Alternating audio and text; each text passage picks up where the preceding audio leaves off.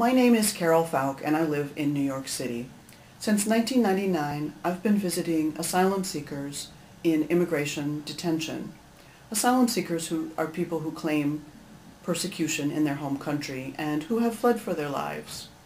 I'd like to tell you about someone that I met recently through visiting.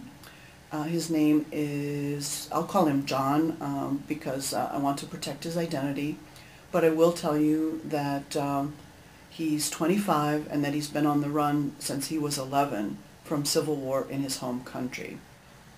Just before Thanksgiving, he managed to arrive in New York City by air. He was arrested and taken to Elizabeth Detention Center.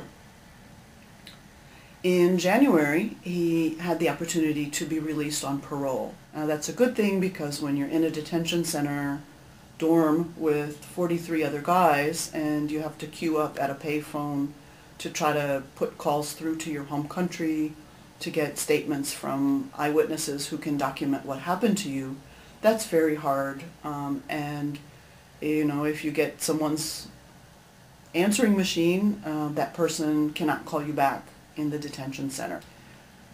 He had established his identity and that he was not a national security risk. He just needed a place to stay. Knowing nobody here, he turned to us for assistance finding housing, and we were able to find a 6-week room for him free and linked him up with a soup kitchen where if he works Monday through Friday, he gets breakfast and lunch. Other than that, he's totally on his own. So as a volunteer group, we've been trying to scrape together the just some pocket money so that he can afford subway fare, toothpaste, the kind of essential things for kind of staying alive with some degree of dignity. Got him a winter coat, things like that. And all of this because he can't work. He's not authorized to work legally and won't be until his asylum claim is judged positively.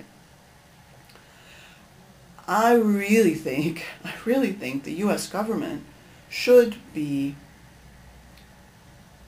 funding community-based alternatives to detention.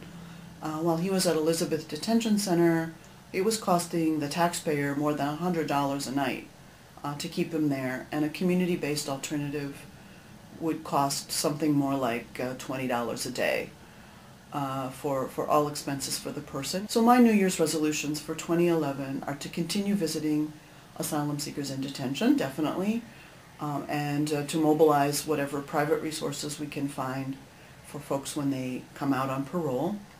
It's also to advocate with the U.S. government to fund community-based alternatives to detention and to allow asylum seekers who are paroled out to work right away. I believe our nation, as a beacon of human rights, should ensure people with a credible fear of persecution at least basic sustenance. Respect for their human dignity demands no less.